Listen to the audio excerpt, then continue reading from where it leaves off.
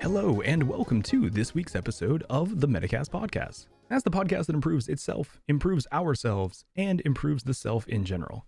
My name is Ty. I'm going to be your host, and I'm joined today, as always, by my austere co-host, Distance. Tonight, we're going to wrap up kind of, I guess, like an unofficial 3-part series we've been doing on stuff. Is the way that I'm going to put it. We started, I guess, 2 episodes ago with how we use stuff to try to build ourselves up or show off. And then last week we talked about, I guess, the psychology behind why we crave stuff so much. And then this week we're trying to talk about the idea of less stuff, which is formally, like, I guess, the idea of minimalism, which similar to a lot of topics. I feel like this happens a lot with words we choose, but it's like they're not what is the term that's like in marketing, like something that's Googleable, like, or like uniquely searchable.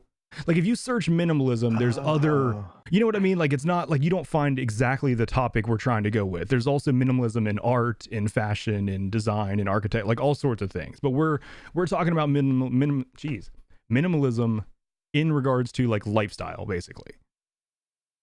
Right? Would you agree with that? Yeah, I mean, yeah, just lifestyles. And well, I mean, you can be a minimalist about all kinds of stuff in your lifestyle, but I think in this case it's mostly about friends. Dude, what are you doing? I forgot to turn my lights on. I was just I was hoping that you would like vamp for a quick second, let me turn my lights on, and then I could like shit, I'm sorry, I screwed up. All good. It's all okay, good. For future reference, if you get out of the chair, I will vamp. Oh god. So I'm trying to improvise here. I didn't expect you to get back out of the chair again so quickly. Well, you sounded so ready. You immediately you knew you knew, like, oh, I know exactly what to do. I didn't think that it was going to happen right after I. Okay, it's all good. I will try not to let that. I'm gonna blame it on you though. It's your fault. The time that I would normally get my lights on and prepare, I was in a conversation with you and you distracted me, man. 100% your fault. Oh my god, I'm fired. No, you're too good of a friend. That's what it is. Your conversations are too interesting, and it keeps me from doing the things that I need to get done. That's what it is. It's a curse. I understand. But yeah. So, anyways, back to what you were saying. So the idea, the lifestyle minimalism. Where were you going with that? Well, since we're talking about things like material possessions, that's kind of more like, I mean, that's part of your lifestyle. I think that's a big part of people's lifestyle. But in this case, I think that's really kind of what the specific part of lifestyle. But you could be a minimalist, like with all kinds of stuff. Like for instance, like I have decided to have less higher quality friends, like closer friends that I have more interesting conversations with, who are going to be more supportive of things, and as opposed to like casual, like party time friends. You've decided to have less high quality friends? No, less friends who are high quality. Instead of having many low quality friends, I decided to have a few friends that are high quality. Gotcha. I thought I was hearing that as like you were taking the conscious decision to have less high quality friends. I was like, well, that doesn't make sense. But no, yes. Terrible phrasing on my part. or it may be terrible listening on my part, or it porque no los dos, right? So it should have been less, high quality friends. Yeah. But I mean, like basically your whole point is you're focusing on like quality over quantity when it comes to friendship. Yeah. And I mean, you can do that with, I mean, I think we're more talking about material since it fits like stuff, since it fits with like the theme, but like that's just another way that you can be minimalistic in your lifestyle. Well, I mean, really, when it comes down to it, like anything you do with your time, there is the phrase that like time is money, right? So if you're caring about how you spend your time and being minimalistic with your time, that is kind of a material thing, because it's basically money when it comes down to it, in today's society at least. Yeah. So where did where did this topic like originally strike a chord for you? Like how did this come about as something you were interested in? Well, I mean, I think maybe as lame as it is, it was that minimalism documentary on Netflix that came out like I think 3 or 4 years ago. Okay. And I kind of saw the way that these people were sort of living in the movie and the ideas that they had and sort of the realizations that they had later on in their life, and kind of found the idea sort of attractive about having less stuff. But one thing they highlight in the movie is that it's a process, and like it really really is, because there's a lot of assessment that you need to make of like what you use and what you don't and what you need and what you don't, and sort of trimming down to the things that are really necessary. And if you have a lot of hobbies, and I kind of do, it can be really challenging to try to, you know, get your amount of crap down to a functional minimum. And I stress the word functional too. I like that. That's a good way of wording it, though. A functional minimum, because that is something that I've seen brought up a lot. Is it's the kind of getting down to the bare necessities, or getting down to just what's necessary. Yeah, yeah, just what's required for you to live your life in the way that you to live your life in the way that you choose to, based on your set of values. And there is one point to be made, though, about the minimalism film, is that I think that both of those people have shitloads of money from their jobs before. Okay. One of them actually got out of debt at one point. I think he decided to get out of debt in his 30s. But I'm pretty sure like one of them has a pretty large amount of money laying around from his like high ranking job. I'm pretty sure he was a VP at some point. So one thing that I think is a little misleading about the film is that depending upon what you qualify as an item, people that don't have the kind of money that the one or both of those individuals have in the film saved up will probably end up needing more stuff, because they're not going to be able to pay somebody to do everything for them. Exactly. Yeah. It's kind of like tools and things like that. Yeah, that is one thing. Like whenever you're taking either advice or learning an idea from someone that's in a very different I mean, I was going to say financial condition, but really like any kind of life condition that's, you know, very different than yours, kind of have to take that with a grain of salt and make sure that that's factored into your decision making on, you know, how much the about how much the topic and how much their advice is going to apply to your situation and into your life. But so do you remember who the creators of the documentary were? So it's funny, actually. The person that did the film is a YouTuber. Oh, really? Okay. Yeah, and I didn't know till later. He actually has like a YouTube channel where he talks about cinematography stuff and talks about minimalism. And so it was. They have some interesting names. So it's Ryan Nicodemus and Joshua Fields Milburn. Okay, I don't recognize. What's the one that's a YouTuber? Do you know what like his channel name is, or what he goes by? Matt Diavella is the guy that actually did the filming. I don't think he appears in the film at all in front of the camera. Okay. But I'm pretty sure Matt Diavella's YouTube channel is called Matt Diavella. Oh, really? Okay. That's actually his name. Gotcha. Okay. It's like D''AVELLA. Yeah, it's just his name. Yeah. And he does like different just, you know, like, you know, things that you see, like, what do I do at night? What's my morning routine like? 5 tips for highly successful people, like things like that, you know, stuff that or just like little issues that people might run into, like in like living life, and just sometimes he just likes to film stuff, so like he just kind of like does whatever it is that he feels like, kind of like the mass appeal YouTube channel, just kind of stuff anyone can watch. It's not very niche at all. It's just kind of not really. I mean, the only niche stuff he does is like the minimalism type stuff, but I think anybody can kind of learn from that anyway. True. But the, Which, the yeah, I two want. guys in Oh, the sorry. Go ahead. Yeah, my bad. well, the two guys in the film, they like write a book, then they tour together, and they call themselves the Minimalists. Actually, they have their own podcast. Okay, I've seen that. I did not know there was a connection to that, but now I do. Okay. But yeah, the I want to address what Lee just said in chat though. He was thinking that like I doubt any of us can do minimalism. We have PCs.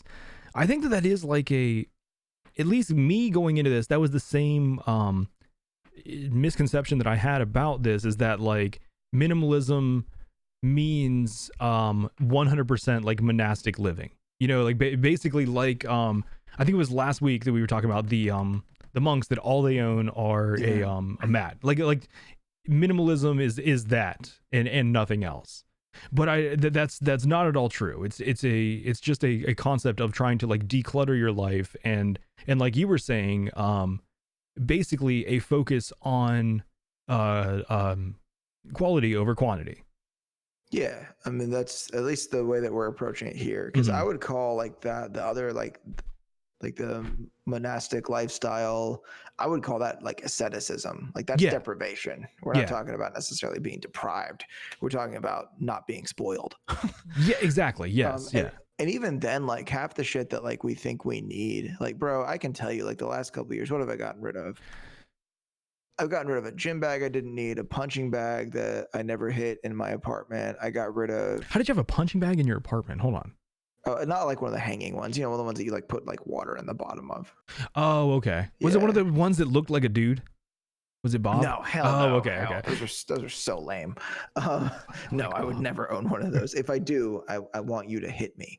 I'll just hit the dude instead. Dude-shaped punching bag. No, I'll just hit your dude-shaped punching bag instead. Well, okay, as long as you take it away afterward. Okay. Then there's like, I had like a shitload of guitars that like I never played, and then I started playing bass again, and I thought, well, I'll just focus on this. So like I got rid of 4 or 5 guitars, and then and an amplifier, and I bought one bass. And that bass is like really nice. So it's just the whole idea of like, you know, what you're saying, quality over quantity. Like, so just getting down to like the least amount of stuff. And there's plenty of other people that have like an acoustic guitar that they bought that they meant to learn how to play that they haven't touched in 3 years. Well, just get rid of it. Like you're not gonna learn. Like it's been long enough now. Was that directed at a specific person? That was like very specific. That was very pointed. No, do you still have your guitar? Yeah, of course. I did the kind of minimalist thing too. I condensed down to I have one electric and one acoustic. Well, hold on, that's not true. I have one electric and my acoustic is also an acoustic electric. But I was gonna say I have one electric, one acoustic, but that's not 100% true. But okay, well, I mean, I have an acoustic electric that I just use the tuner on it that's built in. That's the electric. Yeah, but I've got the same. So when was the last time you played them? A couple weeks ago, pretty recently. They're just right there in my room. Yeah, I wasn't getting at anything then. No. Well, I wasn't asking for me. I just meant for anyone. Like the way you said, like you were like, yeah, this person that bought the acoustic guitar and wanted to learn how to play a song and didn't. And I don't know. I thought maybe you had like a friend at work or something that you were throwing that at. Oh no, I mean just like tons of people. Like there's all kinds of people that just have like, just like have a guitar in their apartment or house somewhere. Just to be like, yeah, I have one of those. And it's like, what? But why? Like, it's just taking up space. I actually got rid of a bunch of wall art that I had. And then I started to sort of think of using other things as art. Like bicycles? Like the bike hanging on the wall behind me. Yeah. And because a lot of it's sort of unnecessary. Now, I do have like a couple things. Like I have a picture of my first motorcycle on the wall. And then I have another picture, which is like the Last Supper, except it's the Ninja Turtles. I don't remember seeing that. Where is that? It's like in the dining area. Like it's on the back wall, just above the trash can. Like nobody notices. Yeah, I never paid attention to sitting there for a while, and then they're like, "Oh wait, what's that? That's hilarious." Yeah, that's really funny. Yeah. But yeah, it's and I mean, there's a whole list of other crap. Like I had like way too many shoes at one point. I got rid of maybe like 80 articles of clothing. Clothing's a big one, yeah. well, with clothing in particular, it's like that whole paralyzed by choice thing. It's like, oh, well, time to pick out what I'm gonna. Oh God, there's so much clothing in here, and that just got exhausting. Like, so you sort of like kind of like what I did is just got clothing that would just sort of match anything else. Like if I have vests, they're a neutral color. If I have sweaters, they're a neutral colors. Then I can wear them with like whatever like dress shirt I want to. And most of my t-shirts are black. And then I've got a couple other ones that aren't.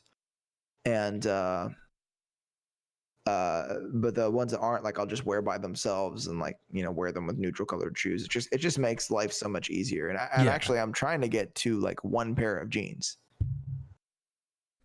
I think you gotta have two, at least two. I think two is the lowest you can go. Like one darker pair and one lighter pair. Unless you want to just be like a dark jeans guy, or would you be? You wouldn't be just light pair, right? No, yeah. If I'd have just one, it would be very dark, like just real, like dark indigo, like indigo that's so dark it's black. But that's kind of like that. So it's interesting because you might think, or at least with me, I feel like I'm sharing my perspective a lot more here, and I don't mean to like monopolize the podcast. No, you're fine. You're fine. Because I'm sure like as things come up, you'll probably have comments and ideas. But the thing that's interesting is that I think that a lot of people think of minimalism as not being a materialist, but that's not entirely true. Because I think I talked about it on the materialism podcast that we did last week, that you almost become a hyper materialist. Yeah. You care a lot more about that, like the quality and the item itself. Yeah. Yeah. Like it's like the best stuff. Like you have one of the best thing you can get instead of having a bunch of like shitty things. Like, because when the one pair of jeans that I'm planning on buying, they're like 28 ounce denim. I don't even know what that means. What's 28 ounce? Hold on. Before you explain it, let me see if my brain can get there. The fabric, is it like the tensile strength? Like the denim is so thick that it can like a certain weight that weighs 28 ounces and has like a point will not even break through it.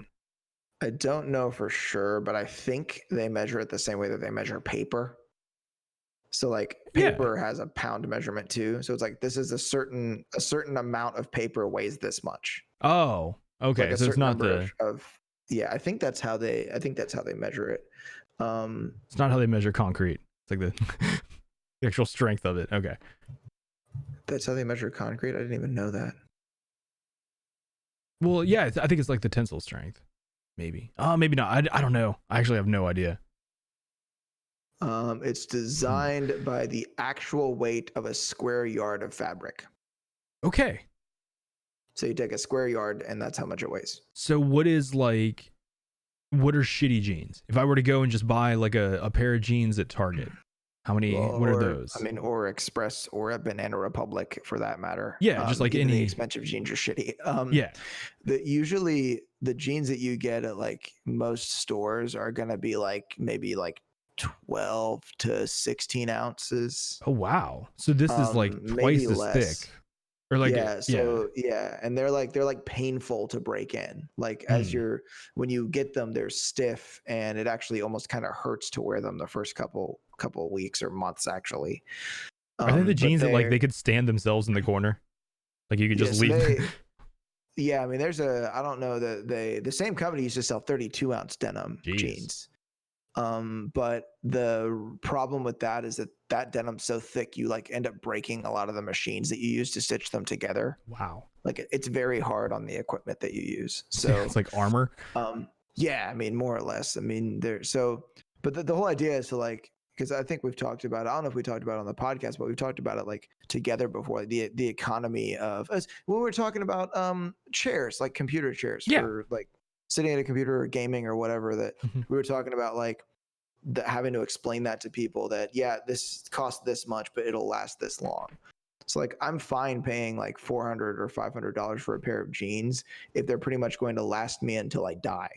Well, exactly. There's like a thought process that a lot of people don't have, where they everyone's mind when it comes to money seems to be so transactional. They hear the amount and it's like, holy shit, I'm gonna spend $500 on what? But they would be willing.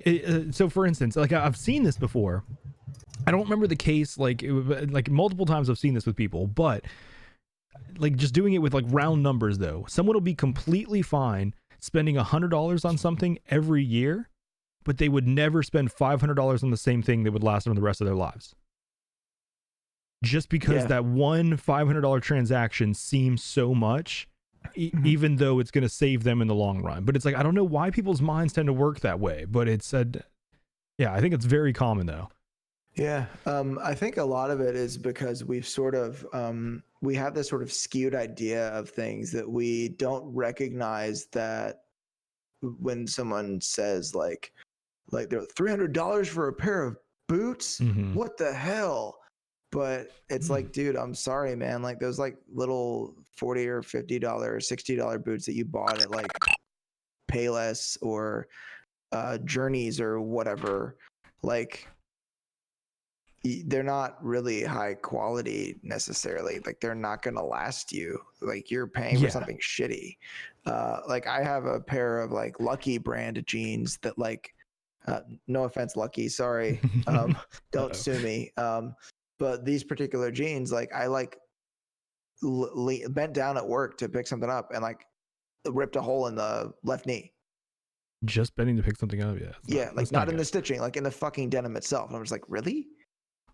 But it's because we have this idea that things should be cheaper because they are.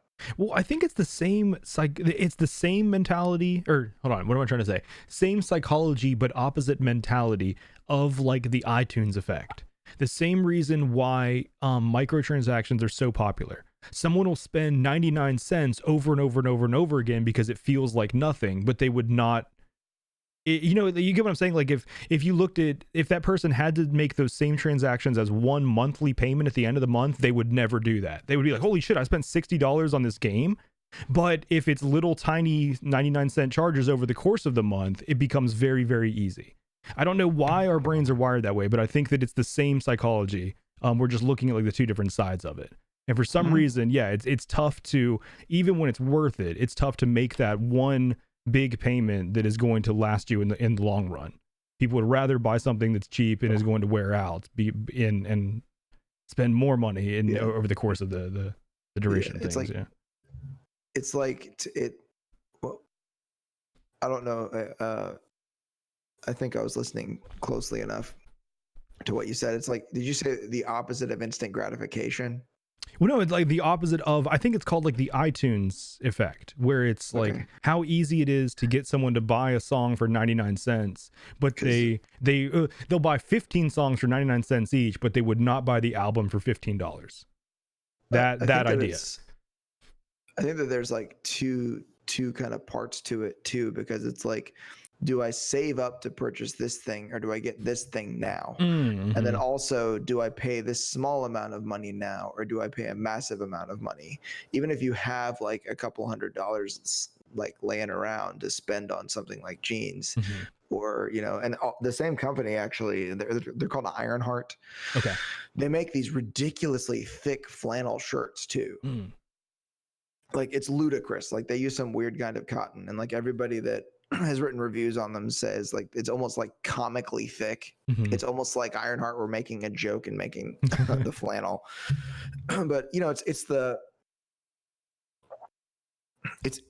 interesting to think about too, because it requires someone to save money and be conscious of what they're spending, and then choose to spend that money on an item that's high quality enough that that they can actually like, you know, get that money back out of it. And, you know, there's a lot of occasions in which people think if they spend more money on something that it's better. And one place where that's really common, I think, is like liquor or wine.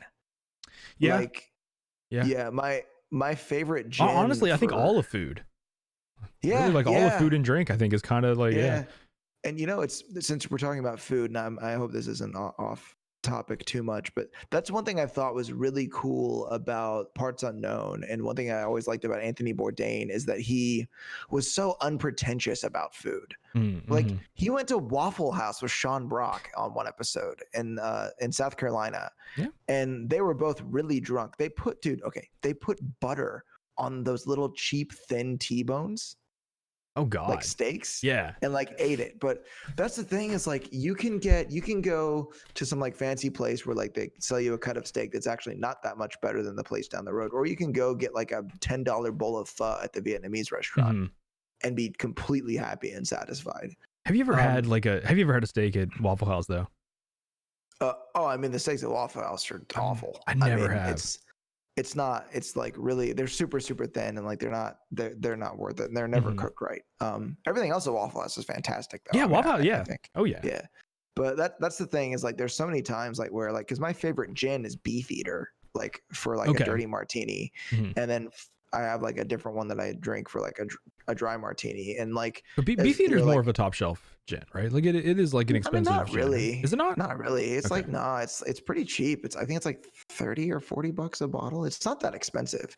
Like gin gets a lot more expensive. Anymore. I don't even know what. Like I forget. Like, yeah, I don't even remember what alcohol costs. Holy shit! Yeah. But that's the thing, is like I don't think that you necessarily get better quality by spending more money. I mean, there's plenty of vodkas that are very, very clean and crisp that don't cost that much. And Jim Beam is actually a pretty damn good bourbon. And it's not super expensive. It's really sweet. It's really nice. I like the taste of it. It's lovely. But I think that when people, it's almost like a status thing. Like, yeah. I think Hennessy's kind of gross.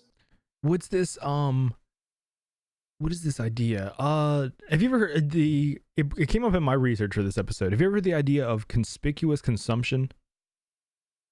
No, but I think by context I might get what you're getting at. It's Explain, please. It's defined as the spending of money on and the acquiring of luxury goods and services to publicly display economic power. It's like, I mean, basically you're buying things or acquiring things solely to show them off, to show your economic status. Oh yeah. I think it's like the idea you were talking about, basically. Like, it's like why people bought Range Rovers back when they were super unreliable, even though everybody knew they were unreliable as shit. Mm-hmm. Well, it's the same. Like, you were just talking about with Hennessy, or I think Patron is the same way. Where, I mean, Patron's not a bad tequila, but I also don't think it's amazing. I think that it's everyone's go-to standard because of the image that it has of like, when you have a bottle of Patron, that there is a status you've achieved at that point, right? Like that's what it's all about. Yeah. Whereas like, having like bottle service at the bar or whatever, where you like sit in a little roped off area, like that kind of shit. And I think you're right, but I guess it's because for me it's like when I was talking last week about how with things that it's the experience of the thing and not necessarily the thing itself. Yes, I think so. That's like, I tried to make a conscious effort to not like cars after I realized it was starting to become more about the object and not the experience that it provided. And I think for me, it's like I would much rather find something that's like enjoyable, that I think is the most enjoyable thing for me, than to spend like a bunch of money. Like I was actually talking at I don't know why we're still on the subject of alcohol, but I'll just stay there. It just came to my mind. I was at a bar with a friend a couple weeks ago from work, and we had a conversation about all the different beers that PBR is actually better than. Like Pabst Blue Ribbon tastes better than a lot of beers. It did win a Blue Ribbon. That has to be good for something. Yeah, I mean, they won a Blue Ribbon somewhere, right? Somewhere. But yeah, it's like Milwaukee's Best Natural Light. I mean, there's a lot of beers that are really gross. And Milwaukee's Best is not good. I am not a fan of that. But then it's funny because Pabst Blue Ribbon became like a weird, like trendy thing for a while, that it was like kind of cool to drink it. And I thought that was kind of funny. But there's plenty of items that you can purchase for a little less that are actually better. Like, I mean, you buy a pair of jeans at Target, you buy a pair of jeans at Express clothing store. You pay more for the Express jeans, but the Target jeans are essentially the same. Well, they're both the same bad quality. Mm-hmm. Yeah, but you're being frugal with your bad quality purchase, at least. Yeah. One of them just happens to cost less. And I will say, to be fair, I will say that some stores that sell jeans for a little bit more, they do fit a bit better. But also it depends on the person, you know, like jeans are hard to shop for anyway, because everybody's basically shaped funny, and they don't realize it until they go anywhere and try on jeans. Yep. And the mass companies, they have to pick one funny shape and say like, all right, this is what everyone gets. And chances are it's not your funny shape. Yeah, it's always going to be the wrong funny shape. Well, not always. There's one dude out there that he buys, like, you know what I mean? Like, there's one dude out there that buys Levi's off the rack, and they are like tailored for him. He is the like, funny shape. He's the jigsaw like, wow, piece. Like, perfect. Yep. Perfect. Yeah. He's 8'11" and 36 pounds. Yeah, like that would make perfect sense. But I think that if people make the effort to determine and to do research on the items that they're purchasing and making sure that they're getting like the best of the fewest things, I think it's just a much better way to go. My boss, well, he's actually my boss's boss now. He said something to me one time about, we're talking about like leather shoes, like brogues or wingtips. And he said, buy cheap, buy twice. Buy cheap, buy twice. Yeah. So okay. Yes. If you buy something shitty, you're gonna end up buying another shitty thing. Yes. And that's not to say that there's not some items that are inexpensive and also like durable and high quality. But it's about just like having the least of what is going to be exactly best for you. Like you were just talking about right before that. That doesn't mean that simply because something is expensive, it's going to be high quality. Right. However, there are a lot of things that you kind of get what you pay for. There are a lot of things that the cheap of it isn't good and the good of it isn't cheap. I think like tattoos are a very good example of that. Normally, like if you go to a tattoo shop or you talk to someone, an artist, and the price is very, very, very low, you don't want to be in happy surprise that you found a great deal. Normally that should be like a red flag. And there's a lot of things in life that are like that.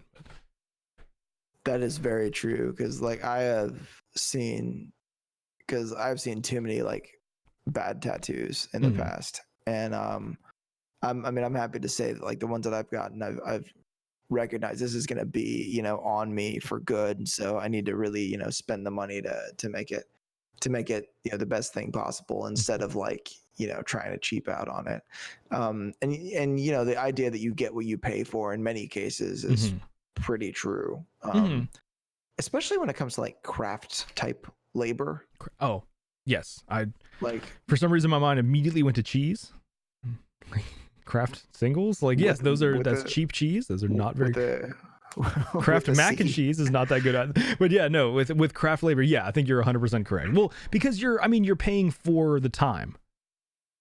Right? Like most things that are actually like hand touched, or I mean, you know, in today's world there's like what percentage of things the factory is actually 100% automated? I'm guessing it's a large amount of things that have like, whenever you receive the product in your hand, you're actually one of the first humans to touch that thing. But anything that's not like that, yeah, you're paying for the person's time, and that is valuable.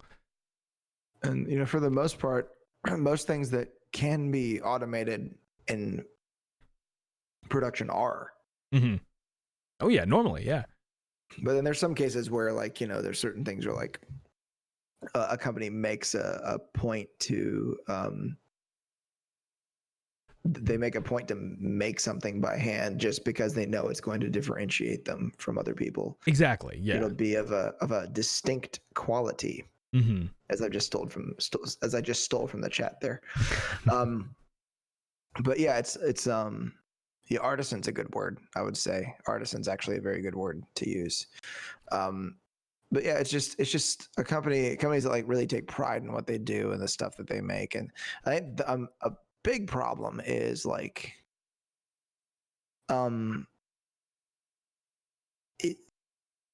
there's just so many low quality items that are out there. Like I feel like markets for many items are just inundated with crap. Like Yeah.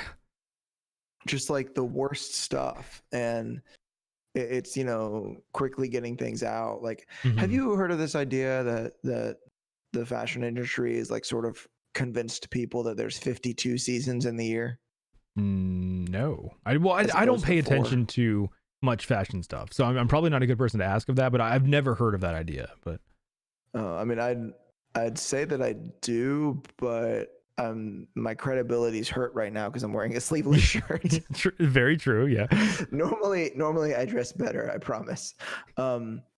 But but for me, like I'm just done with that. Like I'm not going. If I buy a suit, I buy a suit that has a classic fit. I don't buy one that's like super trendy. Mm-hmm. And I own one suit, and it's classically fitting. Like it's trim. Yeah. It's not super slim, but it like fits me well, and it's not in a way that's going to go out of style in like 5 to 10 years. Well, I think that's pretty unless someone works in a suit 5 days a week. I think people own one suit.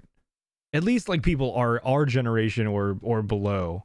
I feel like that's pretty common. I don't know. I don't really know anyone that has more than one suit actually. But I still think that like your example like still holds true for like the core of the idea. But yeah, I don't know anyone who has like multiple suits. But now that I think about it, I don't really know a lot of people that do either. Like a suit and like one sport coat or something like that. Mm-hmm, yeah. And that's like, I have a suit and a sport coat. That's kind of what I do with those. But then like I have this thing that I've started doing where, because I guess item quality, quality of goods is something I think that is important to touch on. And Mm-hmm. I mean, we've been on that for a bit, so I kind of want to switch gears a bit and sort of talk about things that like we do to sort of try to cut down on excessive crap. Okay. And for me, I think I mentioned it last week in the Materialism podcast that sometimes I'll look and I'll think, can I purchase an item to replace these 3 items or these 4 items? Like, can I get one thing that does all this stuff, or can I get one item that's good for each of these purposes? So it's like, yeah, I like that, because that idea right there kind of goes exactly against what like the misconception that like Lee had. That shows how the cell phone, the modern like mobile device, is kind of the minimalist wet dream. It is literally like, okay, I can get rid of my camera, my music player, my all of these devices into just one, like shrink it down to one device. Yeah, I mean, it's great that you don't need a calculator. Mm-hmm. You don't need a compass. I mean, there's Game Boy. and yeah, I mean, it does pretty much everything, and that's super cool. I mean, I think that's great. And like, I don't know if I told you, but like what I did is, because another thing is one thing that I practicing minimalism or being a minimalist, and I don't consider myself a minimalist. I'm a person that tries to practice minimalism and spread it to different parts of my life as much as I can. Mm-hmm. That a lot of people think that somehow it just means that like you can't have a lot of anything. But what I did, I took all the CDs that I owned and I copied all of them to a hard drive, and then I just got rid of them. I took them like a buy sell trade store and just got rid of them. I have like maybe like a dozen. I'm actually looking at them now. They're like sentimental value, like bands that I listened to when I was a kid, or CDs I've had. Like I have one CD that I've had since I was like 10. Oh my god, what is it? It's The Fragile by 9 Inch Nails. Oh, okay, that's a good one. Yeah. Yeah, and then also, was that like one of your first like actual CDs that was yours? My first CD ever was Clumsy by Our Lady Peace. That's a good one, man. That was one of my first. Holy shit, I love that fucking album. Yeah, I just listened to that album like yesterday. It's a really good rock album, and that's one of the major reasons why like I kept it. And then favorite song off that album, what is it? Probably Superman's Dead. That's a good one. That was the single, right? I think so. I think that was like their big hit. Was it 4 a.m.? Yes, 4 a.m. is my favorite. Yeah, that's a good song too. Then there's Automatic Flowers. That's a good one. Yeah. I like that song a lot too. Yeah. But then I got Pretty Hate Machine by Nine Inch Nails and a couple other things. And like I've got movies like on disc. Like I've had a few people tell me, people I've like dated that have come over in particular have said that they think it's cute that I still have DVDs. Or like even Blu-rays for that matter. But it's the same thing. Like I used to have a shitload of movies and I got rid of a bunch of them and I just whittled it down to the ones that in conversation, I'm like, oh, you haven't seen that? Oh, you have to see that. Like the ones that I actually will loan out to people because I'm like, you need to see this movie. And then I kept those Fight because, Club. Fuck yeah, of course. Like, okay, yeah. Yeah, the Matrix trilogy, American Psycho, Akira. Speaking of, so like, I don't want to get like too far off topic, but you did hear that like production started on Matrix 4, right? I knew they were gonna do it, but I didn't know that the production started. Yeah, it's like it is actually like it is completely started. It is greenlit. I'm gonna be really pissed if it sucks. It'll be it's just 2 and 3 were so good that how could it be bad? Are you being facetious? Nice. But I guess the point that I'm making is that it's like it's not a bad thing to have some sentimental attachment to some items, but there's no way in hell that there's sentimental value to everything that you own in a specific category. I have one specific jacket that my dad bought me when I was like 12 that's like really old, has a tag inside of it that says made in the British Crown Colony of Hong Kong. So that's I don't know when that was a British colony. I have a similar article of clothing that it was my grandfather's and the tag says made in Vietnam before it was North and South Vietnam. Oh wow. Yeah, I thought that was kind of cool that it's like that you can actually point to a date like, oh yeah, I know, like that's when that country split. But yeah, I thought that was really cool. Do you know what bolo ties are? Yeah, that's like the southwestern, like the little cowboy thing. Yeah, with the leather and I have a couple of those. Like if Sam Elliott were to wear a tie, it would be a bolo tie. Exactly. Yeah. Very good description, actually. I have one of those that's like my uncle's. He's a bit dead now, so like I just sort of keep it, and every now and then I'll actually wear it, and get made fun of. But it's like I'm not going to use it, but there's some sentiment attached to it. But I think that sometimes we attach sentiment to things that we don't really need to. Yes. Have you ever seen an episode of Hoarders? Yeah. That's a good point, actually. I was actually thinking about that, but didn't think to mention it. But it's like a worst case scenario, like if I lose one or both of those bolo ties and I never see them again, it's not like every memory I ever had of my uncle is extinguished now. Yeah. It's just nice to like see the thing and be like, oh yeah, that dude. And so but I think that you can't love every jacket you have if you have like 15 of them. And you might not be sentimentally attached to any of it. And like people need to really like assess and recognize that. It's just, but for me, it's like constantly assessing, like, does this thing serve a purpose that something else does? And if both of these things serve the same purpose, then which one do I get rid of?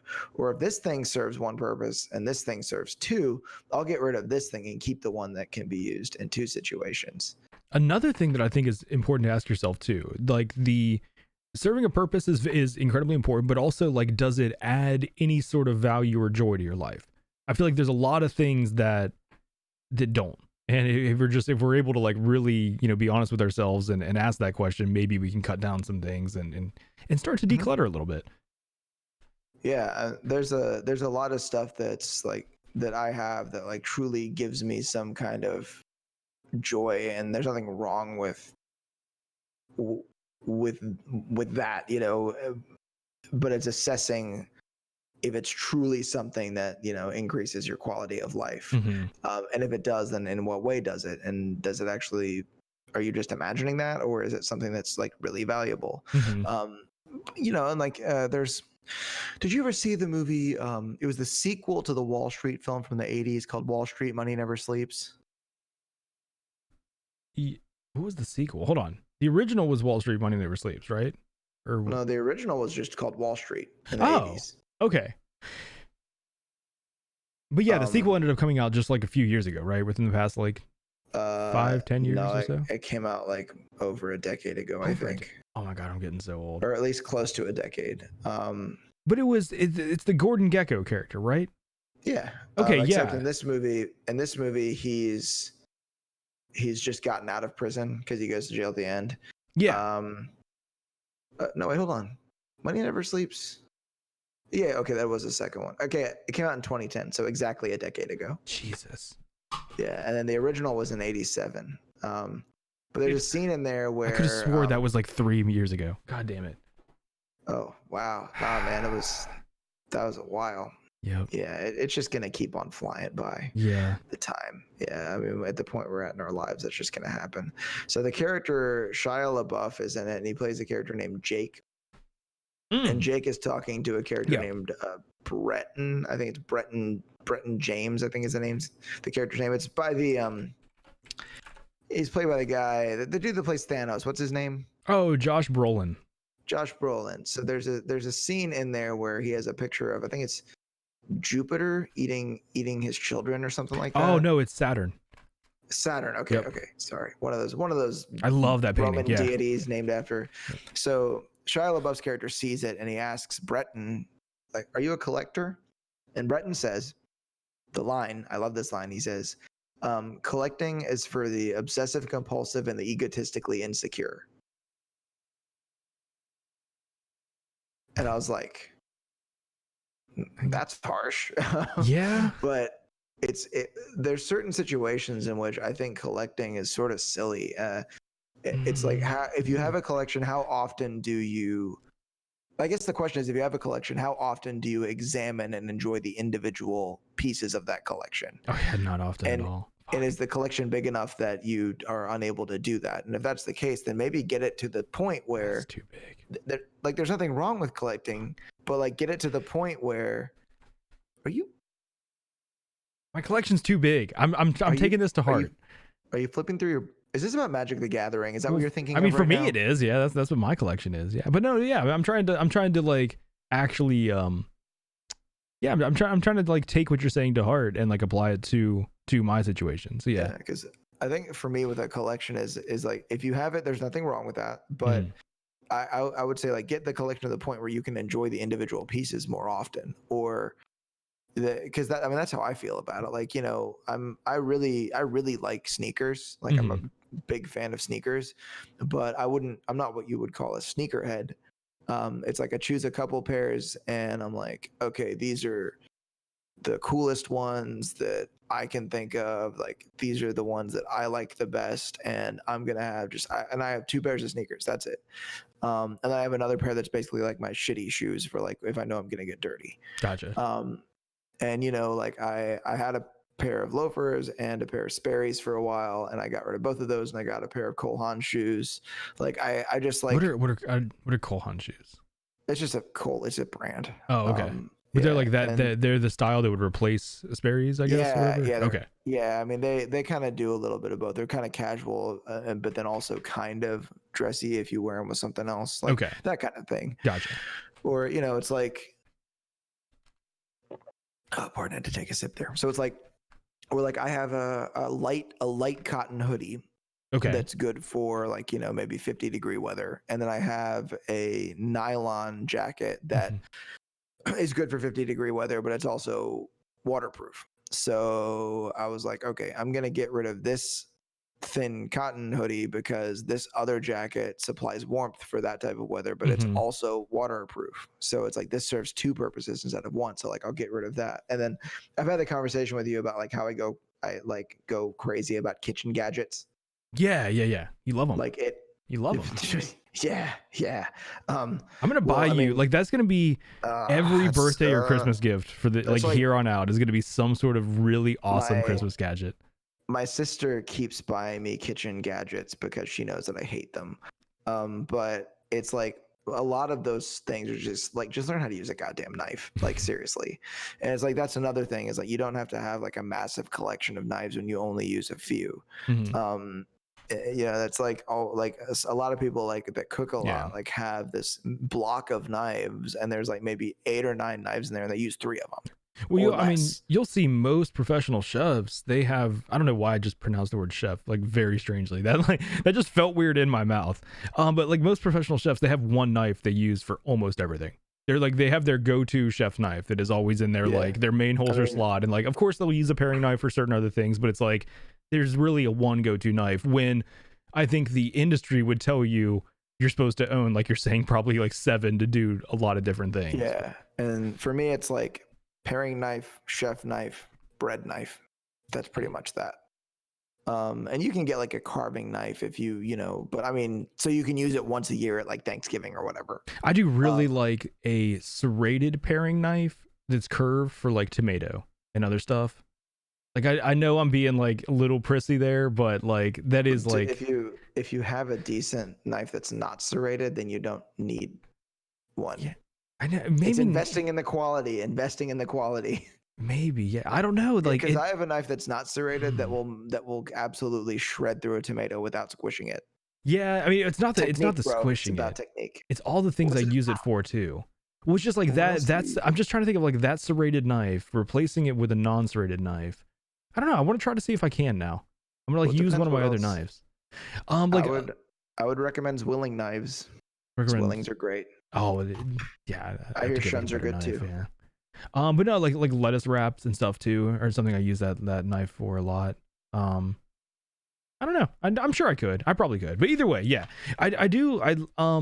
There's like another side of minimalism that like we've talked about the idea of shrinking down your collection of things by, like you were just saying with the jackets, if you have 2 things that serve the same purpose, find the one that serves the purpose better or serves the purpose and others, and choose that. But what about just finding the things that you just straight up don't need in your life?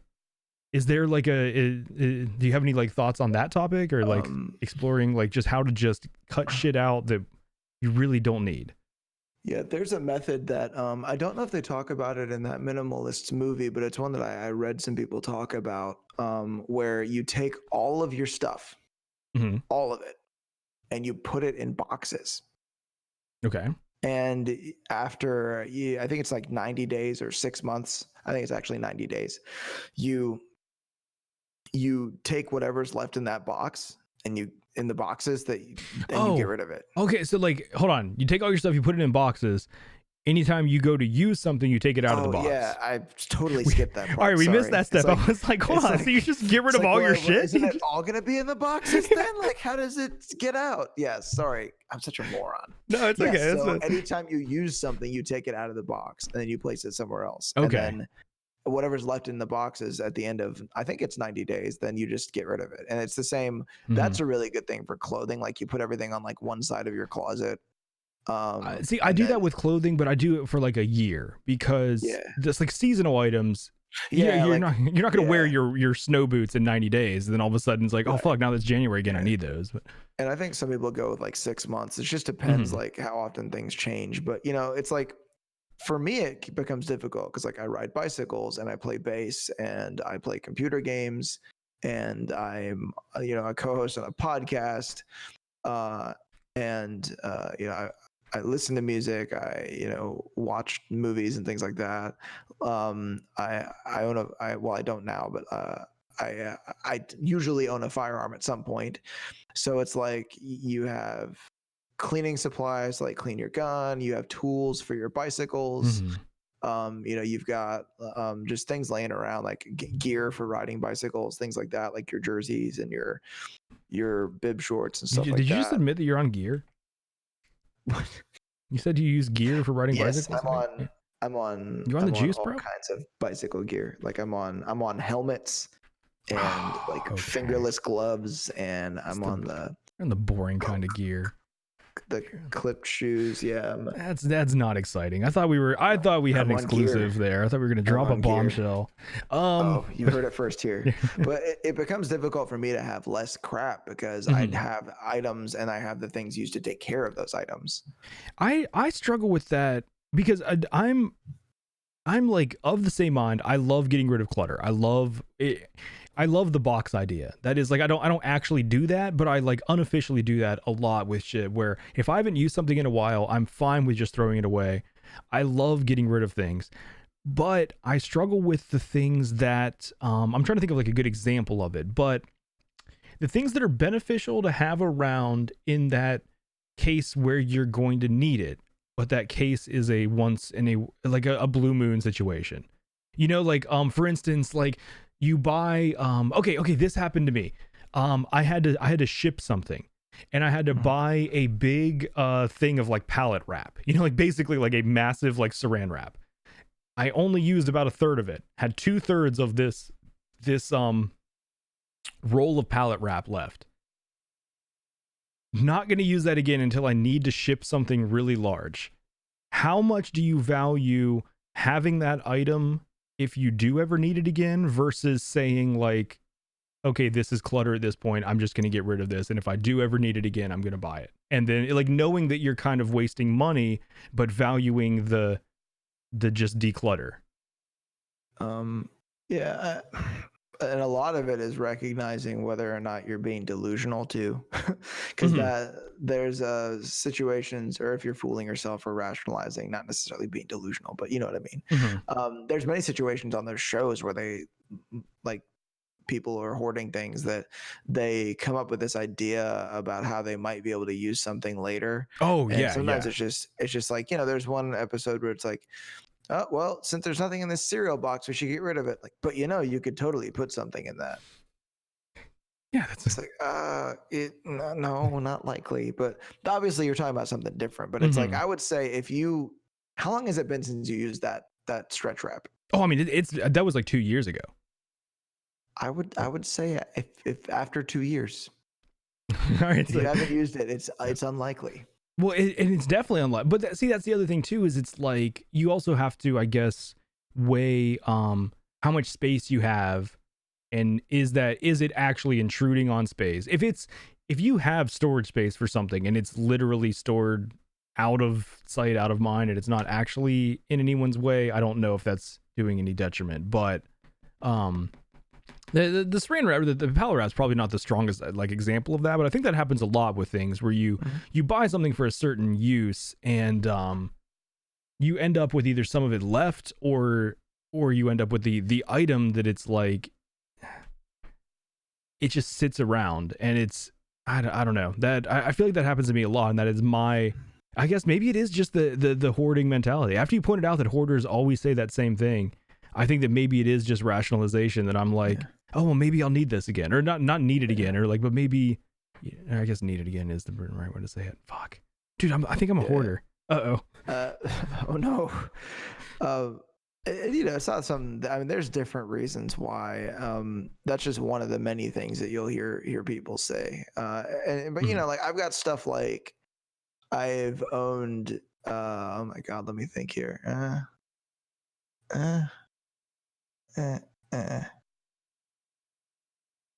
I've owned 4 German cars and 1 German motorcycle and 2 Austrian motorcycles. So those types of types. Yeah. Those types of vehicles, you tend to have like special tools for certain things. And I haven't had to buy anything crazy, like anything like proprietary for them, but there are a few tools that I have that I've purchased just because I've had German vehicles. But those are tools that I can put in my toolbox. Yeah. So it's not like they're creating any kind of clutter, and it's nice because I mean, I've even told, I think I've probably told you before. I tell most of my friends, like, if you ever need a weird tool, ask me first, because I might have it, and then you had to buy those weird sizes and stuff. Yeah. Yeah, and to me, like, that's another thing where like that's sort of a joy in the item itself, like helping out a friend. But then also like the point that you're making about it not like taking up like a compromising space that I may or may not have. Yeah. Then that's like, that actually makes it not quite so bad. Like I've got some like plastic wedges in my toolbox, and I have no idea what I use them for. Like I can't even remember. Yep. But they're like in there, and it's like if anybody, you know, if someone locks himself out of their car, you know, I can wedge the door open with this and do the coat hanger trick. That's for breaking into cars. That's what I meant. That are not illegally. Yeah, like the good kind of breaking into cars. Car that you know that they own. Yeah. Yeah.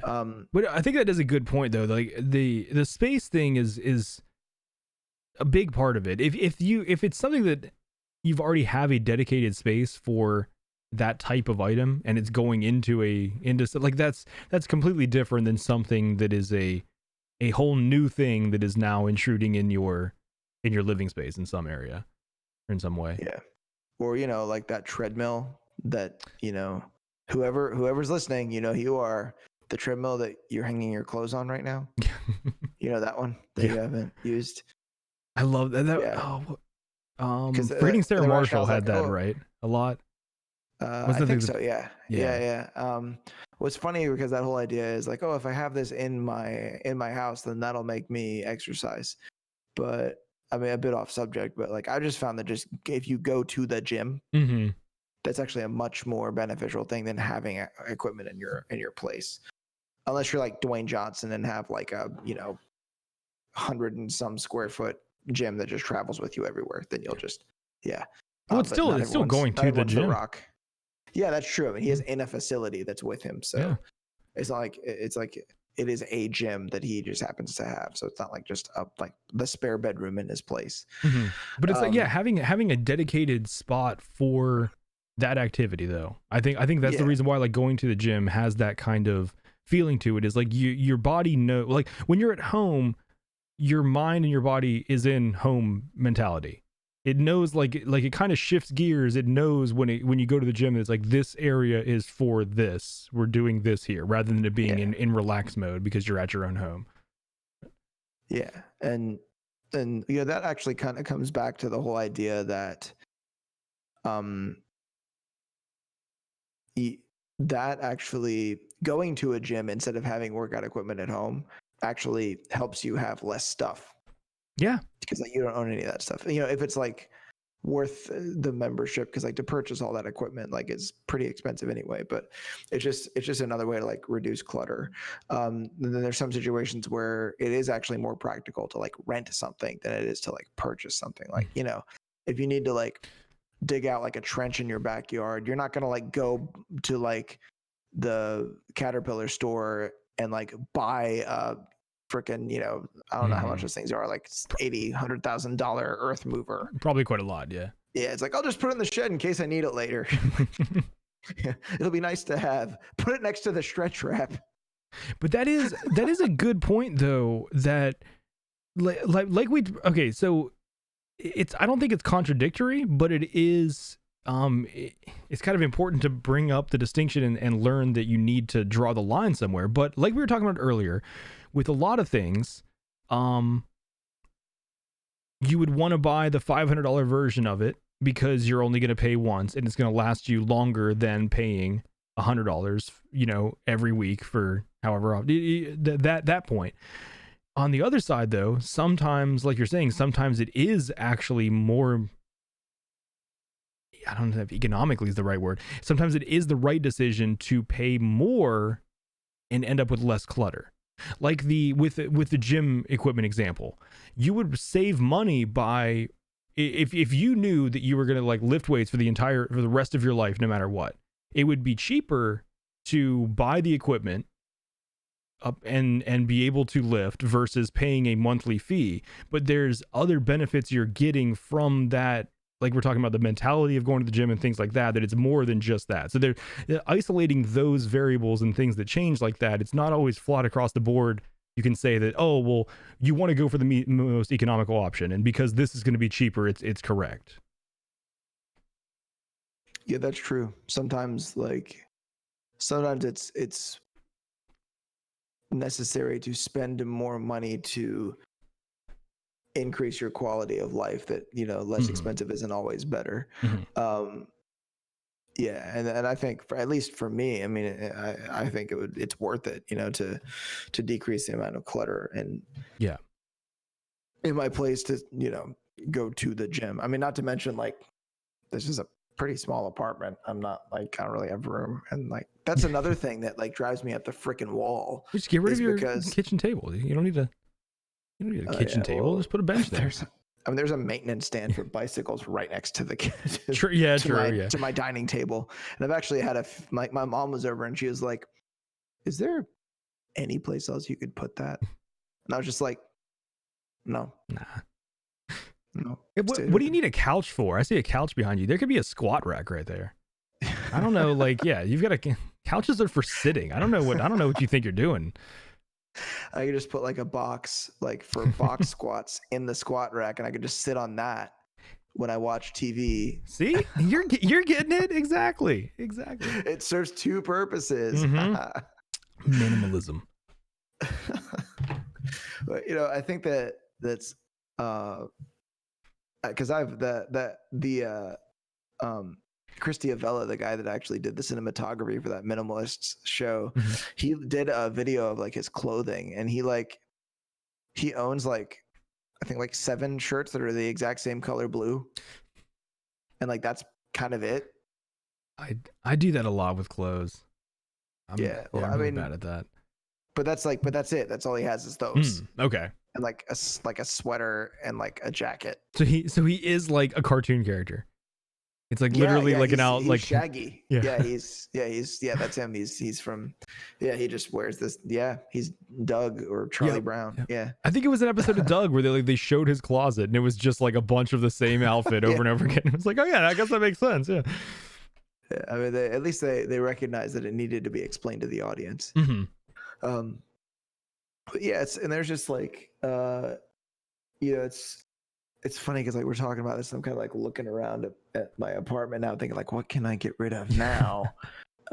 And there's another thing that people face where they think that they need to be able to get something from the thing that they have, that they need to be able to sell that thing. And there's some stuff you just can't. There's no resale value. Like, there's no resale value to clothing. Like there's very little. Like you aren't really gonna get shit for it unless it's something that's like very high end, like designer item or something very rare, like a Burberry jacket or something like that. Or like Wolverine, like 1,000-mile boots. There's some items that you will actually end up getting a good bit of money for that are like high-end designer items, but it's very rare. And even then, like you'll get a lot of money for it, but you won't get nearly as much as you spent. And that's the thing that is so common in at least like my world, coming from Magic. People overvalue their own shit so much. Like it is just it's like that dude that like built the deck at his house. And he wants so much more for the house just because he built the deck. It's like this idea that like it's overvalued. And like one of my uncles did that. He's not my uncle by marriage. He's married to my blood related aunt. But I don't want you to think that guy was related to me by blood. That's why I said that. But yeah, he like wanted so much out of like what he had, and it's ridiculous. Like for instance, like I'm selling my mountain bike, and I'm probably gonna lose like $1,500 on that. And it's a nice bike. Like it's really nice. But you're reasonable about it and it. Like what I'm saying is like, so often this happens. I don't know if it's just in Magic. I feel like this happens in other areas too. But like people value things at like the retail value of it. They know that it's like, I bet like for that bike, they're like, they own a used version of a bike. They've ridden on it, however many miles. And they know that it's like, oh, well, they look online. There's a $1,500 bike. I should be able to get $1,300 from it. It's like, no, not at all. Like that is that you're not going to get the retail value of something like, that happens a lot in Magic, where it's like someone will look up, they'll go to the most popular Magic card website. And they're like, oh, well, they're selling this for $10. That means I should get $10 for it. It's like, no, that the Walmart of Magic is selling this for $9.99. That does not mean you're going to get $9.99 for it. Yeah, like exactly. I mean, I don't. And the other thing is like sentiment is involved too. Like I'm not. When I go to sell my bike and I'm like, I'd like this much, I'll give you this much.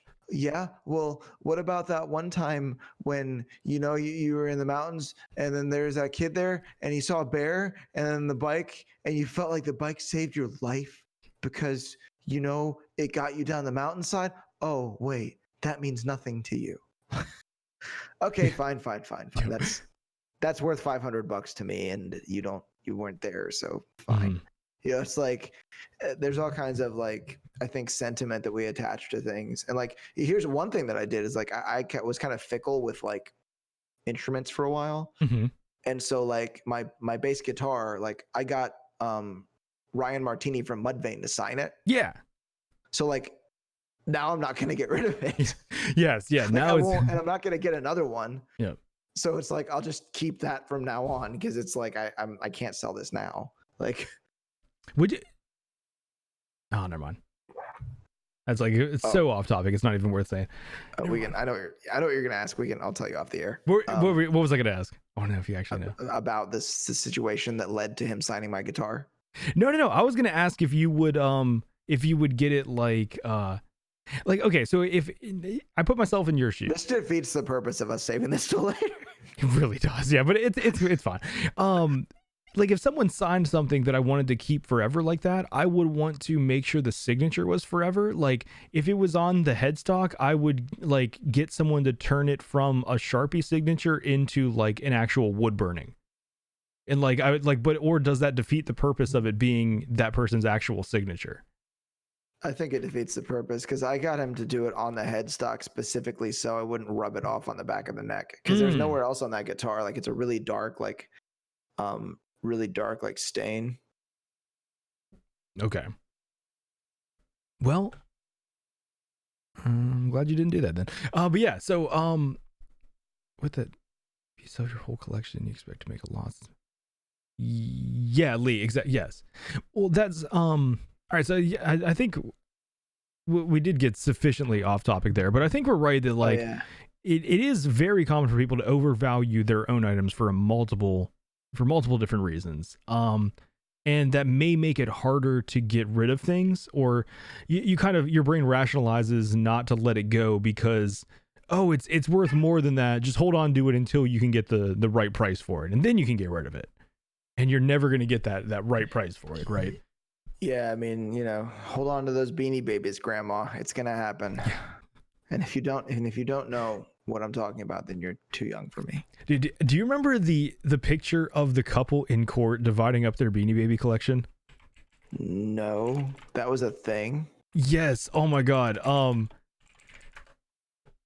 Dude, this photo just resurfaced the other day for me, and it's like it is one of the most 90s photos you can ever see.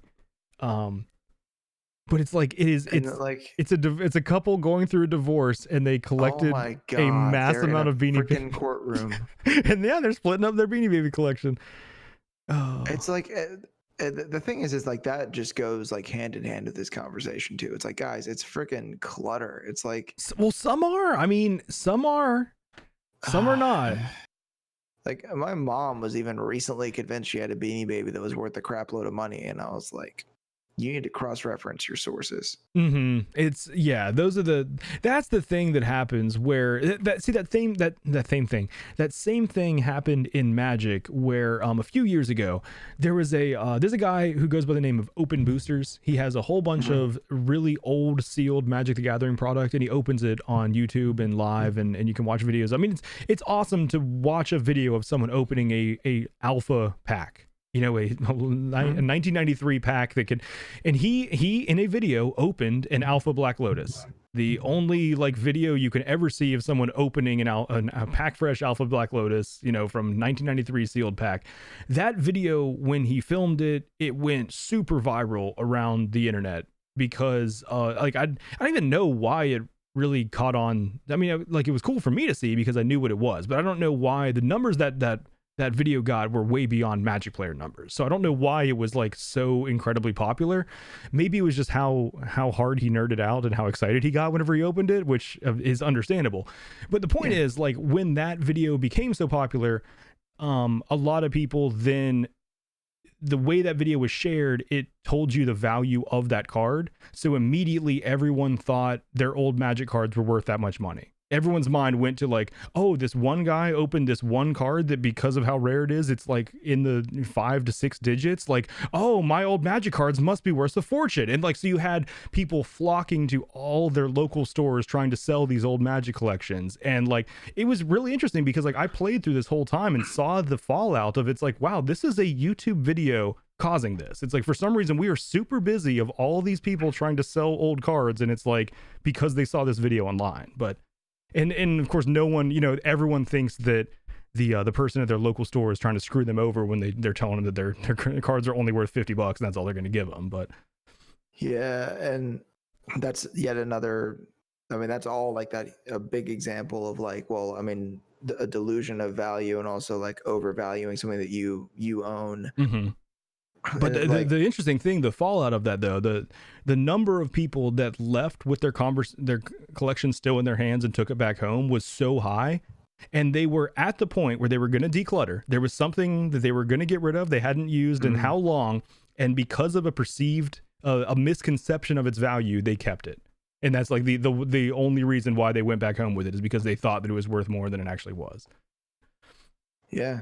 And you know, like I recently today actually came to the realization that there was a couple items laying around that I was like, these aren't worth anything. Like I can't sell these. Like it's not even worth it to put them on eBay or Craigslist or even take them to like a store where I can trade them. Like I'm just, you know, they're just going in a bag and they're getting donated. I'm just gonna take them to Goodwill. Yeah, those are the things.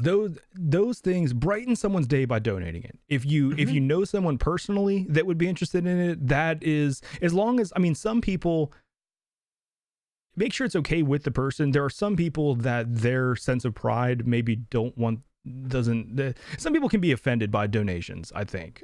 So make sure like your relationship with that person is okay. But yeah, like giving someone something is so much better than throwing it away. If someone's actually going to get some use out of stuff, there's been countless number of things, just like shit that I've had from my childhood that it's like, I'm not going to use this. I'm never going to use this. But you know, a friend that has a young kid and it's like, holy shit, this kid may get, you know, a few hours of enjoyment out of this toy that rather than me just throwing it away here, it's going to brighten someone's day. Well, and also then, you know, if it's a toy that makes noise, you get to annoy your friend vicariously. You're going to give it to your friend's little kid and you know, it's going to bug your friend for a few hours. So you get a little bit of enjoyment out of that too. But I've purposely given my nephews noisy toys to annoy my sister. So there's that.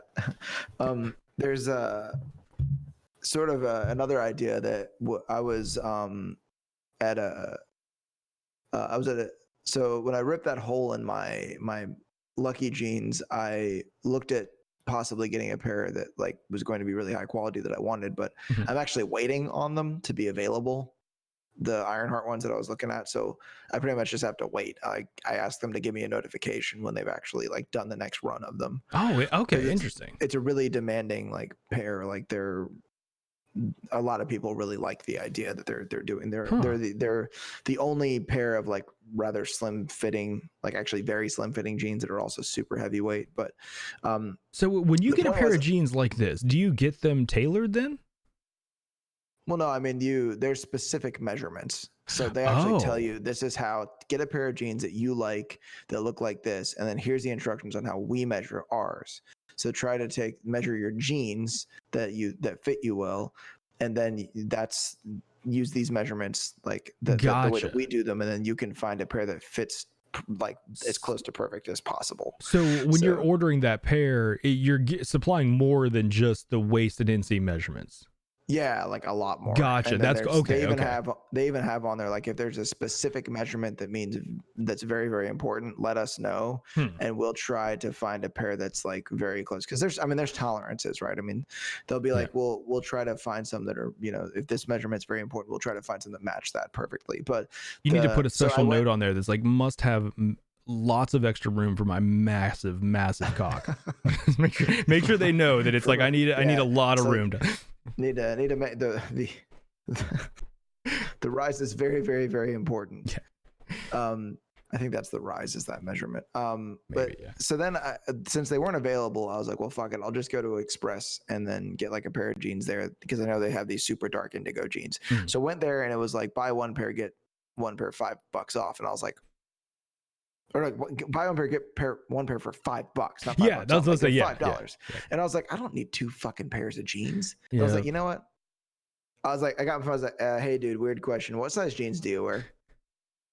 It's like, you know, blah, blah, blah, blah. Why? There's a buy one, get one for $5 at Express, and I don't need 2 fucking pairs of jeans. Yeah, so, exactly. Yep. Yeah, it's kind of like that's like, or anytime where it's like, get a deal on whatever, it's like find out a friend size and just get them one, because it's like I don't need that much shit, and it's like, well, if I'm gonna get a pair for $5, may as well use it for something. Exactly. You'd feel stupid and not making use. Like, it would be actually stupid to walk up to the counter with one pair, and the person's like, well, you can get a second pair for $5. Like, no, I'm good. I don't need it. Like that.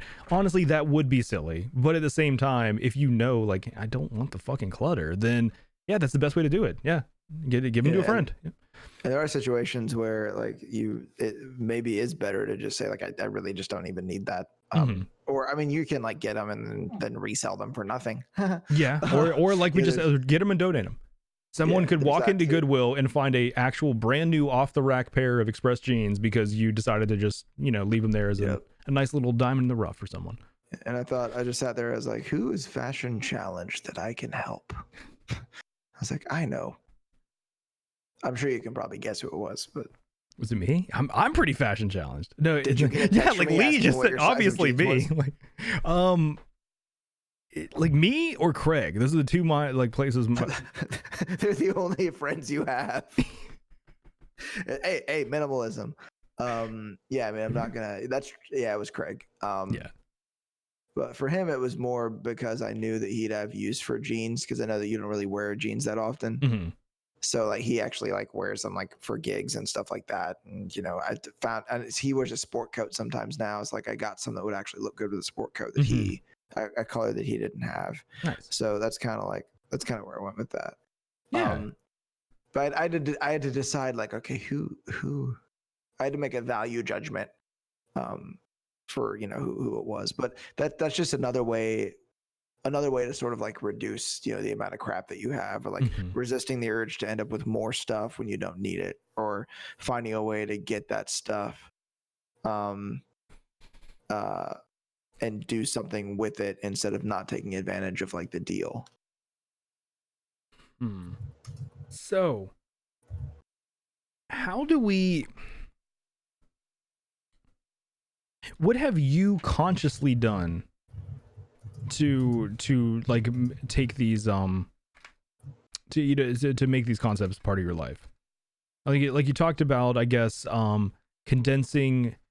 I liked the idea of like asking yourself what how did you word it? Like, what device can I get that will replace multiple, or like what did you ask yourself? I forget the way you worded it, but it was like a lot of it is like, what if I have an item like that serves us a purpose, and I have another item that serves the same purpose and an additional one, then obviously I get rid of the item that only serves one of those purposes. Or if I have two things that do the same thing, it's like, well, which one do I like better? And then I figure out, which one I'd prefer to have. And, someone that I dated a while ago, like one thing that she said that really helps is that before you purchase any item, be very certain that you just 100% absolutely love that thing. It's something that you really, really, because it's making a value judgment of what you want to invite into your life. What items do you want to invite into your life? And then the other thing is, and we're talking basically about discretionary purchases. You're not gonna make that decision when you're purchasing food to survive, or things like we're talking about, like actually, like that kind of or like medical, like a medical procedure. Like, hold on, do I absolutely love this medicine? Like, how much joy will this statin give me for my blood pressure? It's like, that is what statins are for, right? Blood pressure. I think so. Whatever. And then there's times where I've looked at an item and thought to myself, when was the last time you used that? Yeah. And then I've been like, oh, nope, like you haven't used that in 6 months. Like I have an espresso machine, a really cheap espresso machine. It actually kind of sucks. I got it for like $20. Don't ask. And I hadn't used it in like 8 months, and I'm like, yep, I'm getting rid of that. That's done. You're trying to give it to me. Yeah, you're trying to pawn your. Yeah, dude. Oh yeah, I remember that. Yeah, I did. But I had no use for it. Like, I mean, it's not awful, but it's just not really the best thing ever. Like, I'd rather just pay someone to make espresso. And I have done the thing where I've arranged my closet in a fashion where I can see which items have been worn and which ones have not. And then I've actually grabbed those items out and like gotten rid of them. Or like, yeah, I've heard a good tip for that, where you put things in with the hanger backwards. Yep. And so that way, you know that if you've like if the hanger's facing the correct way, you've worn it and put it back. So I like that. That's like almost the box idea, but with clothes. Yeah, and I mean the clothing thing is really important. Mm-hmm. And I kind of did the same thing with shoes. Like, what items does this match? How many things does this match? What is this used for? Mm-hmm. And it's like, okay, well, you don't need that many pairs of running shoes, because I mean, you go to the gym and that's all that you use them for. You don't actually run in them anyway. Yeah. So it's like, okay, get rid of that, and then keep that, and then, you don't need just really being honest about stuff and like recognizing what I use and what I don't. Mm-hmm. And then there's kind of then there's the whole idea, like, because there's getting rid of things you don't need and then not getting additional stuff. Yeah.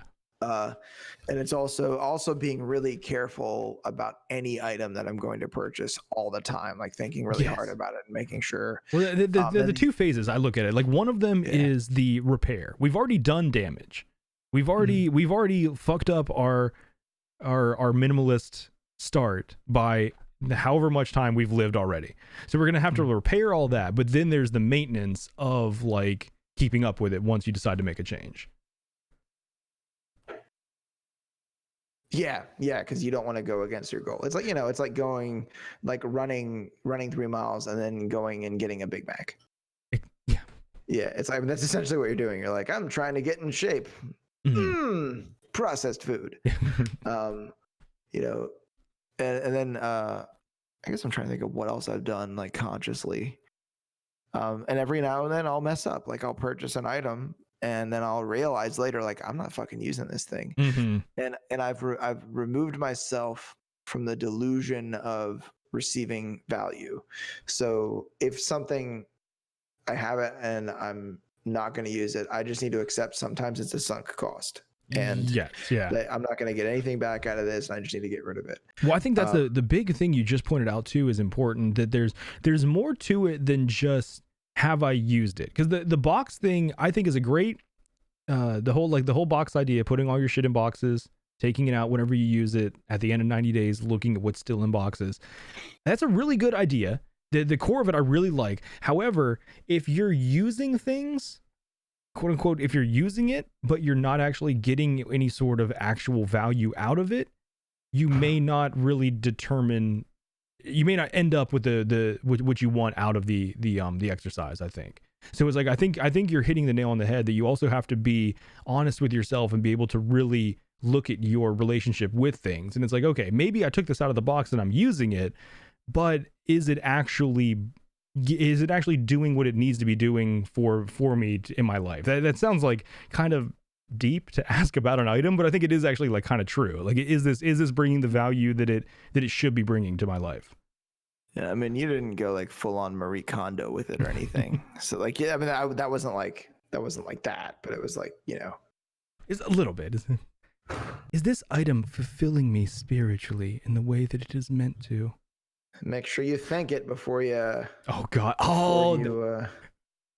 I forgot who. Yes, actually, I actually fucking love that show. I did not know who you were talking about whenever you just said the name, but yes, big fan. What is the name of that show? That kind of has like minimalist ideas to it, right? What, Marie Kondo? Yeah, the whole thing. Yeah, I mean, that's kind of the idea. What is the name of that show? I can't remember. I can't think of it. Yeah. There's like a name for the method. I think it's what the title of the show is. I think I can't remember. Okay. But yeah, I do think for myself, I actually like I want to, as exercises, like do the box thing with a lot of items that are just kind of like around in my room and in my garage, and I want to do the clothing thing with the hangers, and just see what's not getting worn, if I can just like make a Goodwill run. Yeah, man. More power to you, my dude. Do it. Do you have a final thought for us this week? I don't know if you prepared a quote. Oh yeah. Is there? Oh my God! Is it a Bruce Lee quote? No, actually, it's not. Damn it. I had a little streak going there, but today it's not. I actually changed it at the last minute. The one that I was going to use. It's from a book by Joshua Becker called Simplify. Okay. It's called Simplify: 7 Guiding Principles to Help Anyone Declutter Their Home and Life. Ooh, nice. Okay. The quote goes, "Minimalism is the intentional promotion of the things we most value and the removal of anything that distracts us from it." I like that, guys. We could all use a little less more in our lives.